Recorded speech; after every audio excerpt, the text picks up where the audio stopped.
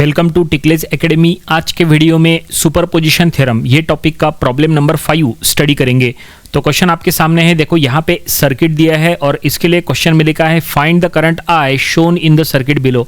आप देख सकते हैं सर्किट में राइट हैंड साइड में नीचे में करंट आई है जो अब्सेंट है, वो करंट आई का वैल्यू हमें फाइंड आउट करना है। तो चलो हम ये प्रॉब्लम सॉल्व करेंगे और ये एक बहुत ही स्पेशल प्रॉब्लम होने वाला है क्योंकि इसमें हमें डमी ब्रांच मिलने वाली है। क्योंकि नंबर ऑफ स्टूडेंट्स को डमी ब्रांच आइडेंटिफाई करने में और डमी ब्रांच के प्रॉब्लम्स में कन्फ्यूजन होता है, तो वो कन्फ्यूजन यहाँ पे आपका दूर हो जाएगा।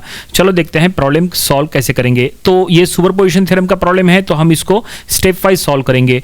यहाँ पे कितने सोर्सेस है? यहाँ 2 सोर्सेस है, दोनों वोल्टेज सोर्सेस है, दोनों यहाँ पे बैटरी लगी है, दोनों वोल्टेज सोर्सेस है। तो हम क्या करेंगे, यहाँ पे एक एक स्टेप में एक एक सोर्स को लेंगे। तो हम यहाँ लिख रहे हैं step 1 consider 50 volt voltage source. देखो लेफ्ट हैंड साइड का 50 वोल्ट वोल्टेज सोर्स हमने कंसीडर किया है। तो बीच में जो 25 वोल्ट वोल्टेज सोर्स है हम उसको डीएक्टिवेट करेंगे और रूल के अकॉर्डिंग जब वोल्टेज सोर्स को डीएक्टिवेट करते हैं तो उसको रिप्लेस करना पड़ता है बाय शॉर्ट सर्किट। तो देखो एक न्यू सर्किट बनाएंगे। तो देखो ये न्यू सर्किट में आप देख सकते हैं जो बीच वाली जो 25 वोल्ट वोल्टेज सोर्स जो बैटरी था, जो वोल्टेज सोर्स था, उसको हमने रिमूव किया है। इट मीन्स उसको हमने डीएक्टिवेट किया है और उसको हमने रिप्लेस किया है बाय शॉर्ट सर्किट। देखो हम यहाँ लिख के देते हैं कि ये शॉर्ट सर्किट है, वो ब्रांच शॉर्ट हो गई। अब ये कंडीशन में हमें करंट आई फाइंड आउट करना है, लेकिन यहाँ पे करंट आई 0 हो जाएगा क्योंकि वो डमी ब्रांच हो जाएगा। क्यों? क्योंकि यहाँ पे ये जो शॉर्ट सर्किट वाला जो ब्रांच है ना, ये शॉर्ट सर्किट ब्रांच के वजह से राइट हैंड साइड की जो ब्रांच है उसमें करंट फ्लो नहीं होगा। ठीक है, ये सबसे इंपॉर्टेंट है। तो ये जो है डमी ब्रांच हो जाएगा। ये जो राइट हैंड साइड का जो ब्रांच है ना 15 ओहम 10 ओहम वाला, वो ब्रांच में से करंट फ्लो नहीं होगा, वो डमी ब्रांच हो जाएगा। क्यों करंट फ्लो नहीं होगा? क्योंकि उसके पैरेलल में पहले एक शॉर्ट ब्रांच आ गई, तो पूरा करंट शॉर्ट ब्रांच में से फ्लो हो जाएगा। जैसे देखो यहाँ पे बैटरी है, बैटरी से टोटल करंट फ्लो होगा, तो ये टोटल करंट जो है वो पूरा शॉर्ट ब्रांच में से फ्लो होकर सर्किट में आगे 50 वोल्ट बैटरी की तरफ जाएगा। तो इस तरह से मतलब ये जो करंट है ये पहले लूप में ही फ्लो होगा, उधर के लूप में करंट जाएगा ही नहीं, उधर करंट डिवाइड नहीं होगा। क्यों? क्योंकि शॉर्ट ब्रांच में कुछ भी रेजिस्टेंस नहीं होता, वहां पे करंट को अपोजिशन नहीं मिल रहा है, तो पूरा करंट जो है वो शॉर्ट ब्रांच में से फ्लो हो जाएगा। राइट हैंड साइड के ब्रांच में कुछ भी करंट फ्लो नहीं होगा, इसलिए राइट हैंड साइड की जो ब्रांच है वो यूजलेस ब्रांच हो जाएंगी और उसी को डमी ब्रांच कहते हैं जिसमें से करंट फ्लो नहीं होता है। ठीक है, तो ये देखिए हमने डमी ब्रांच में से फ्लो होने वाला करंट यहां पे लिखे हैं I डैश इक्वल टू 0। ठीक है, यहां पे हम लिख लेंगे कि due to dummy branch I dash is equal to 0। It means step number 1 में जो हमें फाइंड आउट करना था current I flowing through that branch, वो हमने फाइंड आउट कर लिया है। स्टेप नंबर 1 का करंट, वो ब्रांच में से फ्लो होने वाला करंट हमने नाम दे दिया है I डैश और वो मिला है 0। ठीक है, यहां सबसे इंपॉर्टेंट क्या था? सबसे इंपॉर्टेंट था शॉर्ट ब्रांच के पैरेलल वाली ब्रांच को डमी ब्रांच आइडेंटिफाई करना, ये सबसे इंपॉर्टेंट काम है। Number of students dummy branch में इसलिए कंफ्यूज होते हैं क्योंकि उनको डमी ब्रांच आइडेंटिफाई करना नहीं आता। डमी ब्रांच आइडेंटिफाई करना काफी आसान है, बस आपको ये चेक करना है कि शॉर्ट ब्रांच के पैरेलल में कौन सी ब्रांच है। शॉर्ट ब्रांच के पैरेलल में जो भी ब्रांच होती है वो हमेशा डमी ब्रांच होती है। तो देखो यहाँ पे हमने डमी ब्रांच आइडेंटिफाई किए हैं और डमी ब्रांच में से फ्लो होने वाला करंट 0 है और वही से फ्लो होने वाला करंट हमें फाइंड आउट करना था। तो वो स्टेप नंबर 1 यहां पे कंप्लीट हो चुका है। चलो अब स्टेप नंबर 2 में चलते हैं। स्टेप नंबर 2 में हमें क्या करना है, अब हमें दूसरा सोर्स कंसीडर करना है, मतलब जो बीच वाला 25 वोल्ट वोल्टेज सोर्स है वो हमें कंसीडर करना है। तो हमने यहां लिखा है कंसीडर 25 वोल्ट वोल्टेज सोर्स और ऐसे में हम क्या करेंगे, लेफ्ट हैंड साइड का जो सोर्स है उसको हम डीएक्टिवेट करेंगे। ऐसे में हमें एक न्यू सर्किट यहां ड्रॉ करना पड़ेगा। तो देखो हमने न्यू सर्किट ड्रॉ किया है और 50 वोल्ट वोल्टेज सोर्स को हम अब यहाँ पे डीएक्टिवेट कर रहे हैं। इट मीन्स उसके एंड्स को हम यहाँ पे ज्वाइन करके उसको शॉर्ट कर लेंगे, तो ये हो गया शॉर्ट सर्किट। क्योंकि ये रूल है कि जब कभी भी आप वोल्टेज सोर्स को डीएक्टिवेट करते हैं तो उसको रिप्लेस करना पड़ता है बाय शॉर्ट सर्किट। तो यहाँ पे एक न्यू सर्किट बन चुका है। अब हमें ये 25 वोल्ट वोल्टेज सोर्स जो है बीच में, उसके वजह से करंट आई कितना फ्लो हो रहा है वो हमें फाइंड आउट करना है। तो यहाँ पे हम सबसे पहले इक्विवेलेंट रेजिस्टेंस फाइंड आउट करेंगे। देखो आप प्रॉपर्ली चेक कर सकते हैं, राइट हैंड साइड में 15 ओहम और 10 ओहम दोनों सीरीज में है, तो 15 प्लस 10 हो जाएगा 25 ओहम। तो देखो एक न्यू सर्किट हम ड्रॉ कर रहे हैं, वहां पे लेफ्ट हैंड साइड का 25 एज इट इज है, राइट हैंड साइड में 25 ओहम आ गया जो कि 15 और 10 का एडिशन हो गया और बीच में है बैटरी। अब आपको ये स्टेज में टोटल करंट पहले फाइंड आउट करना पड़ेगा। टोटल करंट फिर आगे चल के फ्लो होके करंट डिवाइड होके हमें करंट आई मिलने वाला है। चलो देखते हैं कैसे वो होता है।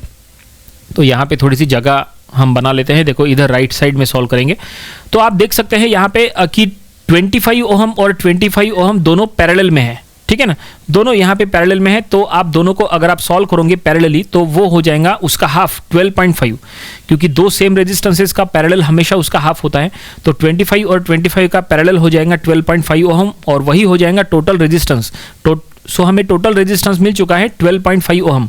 और अब चलो टोटल करंट फाइंड आउट करेंगे। टोटल करंट हो जाएगा total voltage by total resistance. Total voltage है 25 वोल्ट एंड टोटल रेजिस्टेंस है 12.5 ओहम, तो वो आएगा 2 एम्पियर। देखो यहाँ पे सर्किट में हम शो करेंगे टोटल करंट IT। देखो जो बैटरी है 25 वोल्ट की, उसमें प्लस माइनस भी हमने लिखा है। देखो प्लस, ये देखो प्लस की तरफ से करंट निकल रहा है IT, और वो ऊपर जाके डिवाइड हो जाएगा।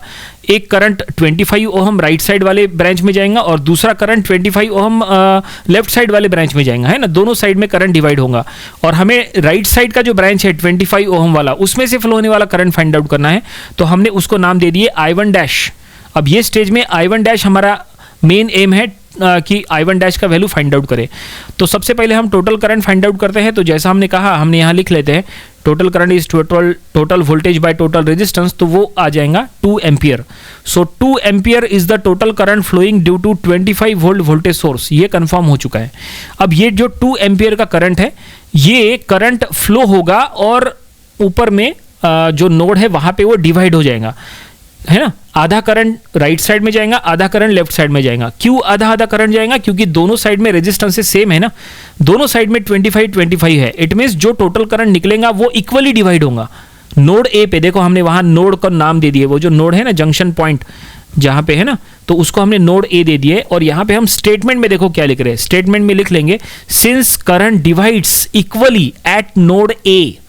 ठीक है, ये इंपॉर्टेंट है, ये आपको स्टेटमेंट एग्जाम में भी ऐसा ही लिखना चाहिए। Since current divide equally at node A, so दोनों साइड में इक्वली करंट डिवाइड होगा, तो दोनों साइड का करंट हो जाएगा 1 एम्पियर, क्योंकि टोटल करंट है 2 एम्पियर, तो इक्वली डिवाइड हो जाएगा तो 1 एम्पियर। ठीक है, तो राइट हैंड साइड में I1 डैश वो भी 1 एम्पियर, और लेफ्ट हैंड साइड में चलो नाम दे देंगे I2 डैश, वो भी 1 एम्पियर। इक्वली करंट डिवाइड हो गया, है ना। तो इस तरह से, तो फाइनली यहाँ पे हमें करंट डिवीजन रूल यूज करने की जरूरत नहीं पड़ी। इसके पहले के प्रॉब्लम्स में हमने करंट डिवीजन रूल यूज किए थे, लेकिन यहाँ जरूरत नहीं पड़ी क्योंकि करंट इक्वली डिवाइड हो रहा है इसीलिए। अगर आपने करंट डिवीजन रूल यूज किए भी तो भी वो उतना ही आएगा, 1 एम्पियर ही आएगा। ठीक है, तो फाइनली स्टेप नंबर 2 हो गया। चलो स्टेप नंबर 3 चलते हैं। स्टेप नंबर 3 में हमें क्या करना है? फाइनल करंट फाइंड आउट करना है। फाइनल करंट I जो क्वेश्चन में फाइंड आउट करना है वो। So current I equal to I dash step 1 का current and I1 dash step 2 का करंट। इट मीन्स 0 + 1 तो वो हो जाएगा 1 एम्पियर। इट मीन्स स्टेप 1 का तो करंट इग्नोर ही करो क्योंकि वो 0 है, और स्टेप 2 का जो करंट है वही है करंट I जो क्वेश्चन में फाइंड आउट करने के लिए कहा है। सो फाइनली क्वेश्चन में जो लिखा था कि find the current I for the given circuit below, तो सर्किट में जो करंट I फाइंड आउट करने के लिए कहा था वो हमने फाइंड आउट कर लिया है, वो है 1 ampere. 1 ampere is the current. ठीक है, और प्रॉब्लम यहीं पे कंप्लीट हो गया। आई होप आपको ये पूरा प्रॉब्लम समझ में आया होगा। कैसे हमने आपको डमी ब्रांच के बारे में बताया, कैसे हमने उसको सॉल्व किए, कैसे स्टेप 2 में हमने करंट फाइंड आउट किए। ये प्रॉब्लम आपको अपनी प्रैक्टिस बुक में ज़रूर से सॉल्व करके देख लेना चाहिए। डमी ब्रांचेस के प्रॉब्लम्स में प्रैक्टिस ज़रूरी है। तो ये था सुपरपोजिशन थ्योरम, ये टॉपिक का प्रॉब्लम नंबर 5। इसके पहले के 4 प्रॉब्लम्स वो भी आप स्टडी कर लीजिए, और इसके आने वाले दिनों में हम इसके और भी नंबर ऑफ प्रॉब्लम स्टडी करेंगे ताकि इसकी और अच्छे से प्रैक्टिस हो जाए। तो मिलते हैं नेक्स्ट वीडियो में। Thanks for watching this video.